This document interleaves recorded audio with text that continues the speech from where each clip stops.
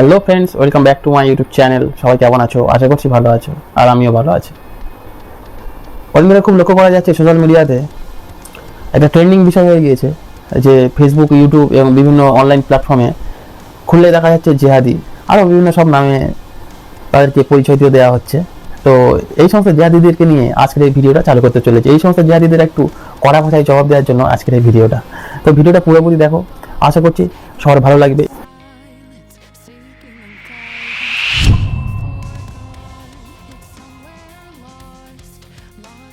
যে আগে রাস্তাঘাটের আশেপাশে এখানে সেখানে যেমন আগাছা জন্মাতো, এখন সবার মুখে মুখে কথা শুনে মনে হচ্ছে যে রাস্তার এদিকে ওদিকে সেদিকে পাড়ার অলিতে গলিতে জিহাদি জন্মেছে।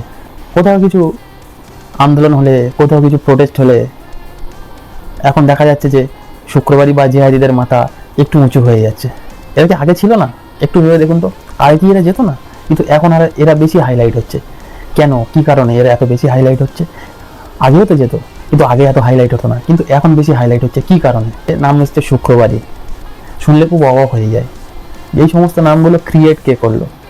মানে এত ক্রিয়েটিভিটি আমাদের ওয়েস্ট বেঙ্গলে চলে এসছে যে নিউজের মধ্যে কিছু না কিছু ক্রিয়েট করে দিচ্ছে। আমাদের দেশ কিন্তু স্বাধীন হয়েছিল এই শুক্রবারই। তো এটা গর্বের বিষয় যে একটা কমিউনিটিকে শুক্রবারই বলা হচ্ছে।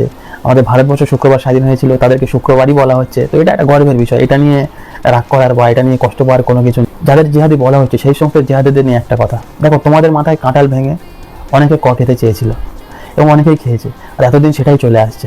তোমরা এবার নিজেদের দিকে খেয়াল দাও। অনেক তো হলো, কোনো একটা মিছিলে সবার আগে কোনো পতাকা নিয়ে গিয়ে নাড়া লাগানো, এবার এগুলো বন্ধ দাও। তোমরা নিজেদের সমাজের দিকে দেখো।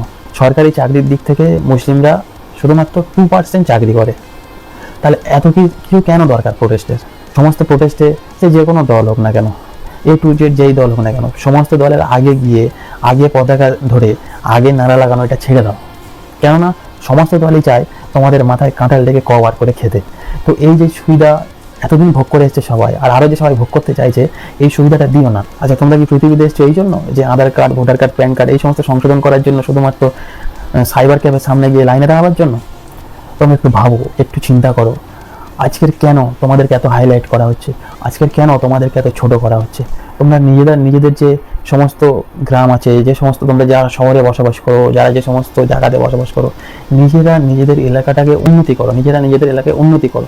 তোমাদের পরবর্তী যে প্রজন্ম আছে তাদেরকে ভালোভাবে শিক্ষা দাও, ভালো ভালো সংস্কৃতি তৈরি করো, এমন কিছু শেখাও, তাদের মধ্যে দেশভক্তি ঢোকাও। আর যাই হোক, মাথায় টুপি আর মুখ ভর্তি দাড়ি নিয়ে এখন যদি কেউ প্রোটেস্ট করতে যায়, তার গায়ে কিন্তু জিহাদি থাম্বাটা লাগিয়ে দেওয়া হবে। আদৌ কি আমরা জিহাদি সংজ্ঞাটা জানি? একটু ঘুরে আসি না, জিহাদির সংজ্ঞাটা কি হবে? একটু ঘুরে আসি না, বই পড়ি না। আমাদের যে সমস্ত অন্যান্য ধর্মাবলম্বী ভাইরা জিহাদি বলছে, শুক্রবারই বলছে, তাদেরকে একটাই কোশ্চেন করতে চায়, পার্সোনালভাবে কোনো জিহাদি, কোনো শুক্রবারই, আচ্ছা আপনাদের কি কোনো ক্ষতি করেছে? আচ্ছা, যদি 100 জন আপনারা বলছেন জিহাদি খারাপ, শুক্রবারই খারাপ, যে এই সমস্ত বিভিন্ন নাম দিচ্ছেন, আচ্ছা আপনারা নিজেরাই বলুন তো যে আপনাদের কটা শত্রু জিহাদি আছে, কটা শত্রু শুক্রবারই আছে? অ্যাকচুয়ালি আমাদের এখানে এমন একটা জিনিস হয়ে গিয়েছে, যদি কোনো ফিল্ম রিলিজ হয় দেখবেন তার বড় বড় যে সমস্ত ভিলেনগুলো আছে, তারা কিন্তু সব, যে সমস্ত মাফিয়াগুলো আছে সব কিন্তু এই মুসলিম নাম, ফিরোজ খান, আব্বাস খান। অ্যাকচুয়ালি পরবর্তী যে প্রজন্মটা আছে তাদের মনের মধ্যে ঢুকিয়ে দেওয়া হচ্ছে যে এই সমস্ত নামগুলো মানে জিহাদি, এই সমস্ত নামগুলো মানে হচ্ছে জঙ্গি। এটা অস্বীকার করতে পারবেন যে মুসলিমরা দেশের জন্য কিছু করেনি? একটু ইতিহাস পড়ুন না, একটু ইতিহাস জানুন না। একটাই কথা জিহাদিদের, শুক্রবারীদেরকে বলছি, দেখো তোমরা কোনো নেতার পিছনে ঘোরো না, তোমরা নিজেরা নিজেদের দিকে ধ্যান দাও, মন দাও, নিজেদের সমাজটাকে শক্ত করার চেষ্টা করো। তোমরা যদি নেতার পিছনে ঘোরা বন্ধ করে দাও, তোমাদের কিছু যাবে না, আসবে না, ওই নেতাগুলোরই ক্ষতি হবে। কেননা তোমরা সবার আগে যেতে, তোমরা সংগঠনটা মজবুত করতে, তোমরা যদি ফিরে আসো সংগঠন অত মজবুত হবে না। তোমরা নিজেদেরকে কেন খেলনার পাত্রে তৈরি করছো? তোমরা নিজেরা নিজেদের সমাজ উন্নতির দিকে দেখো, নিজেদের কমিউনিটি নিয়ে ভাবো, দেশের জন্য ভাবো, দশের জন্য ভাবো। জিহাদি হোক, শুক্রবারই হোক, অন্যান্য ধর্মাবলম্বী যে সমস্ত ভাই বোন, দাদা দিদি, যে সমস্ত যুব সমাজ আছে, সবাইকে একটাই অনুরোধ করছি, সবাই দেশের জন্য ভাবো।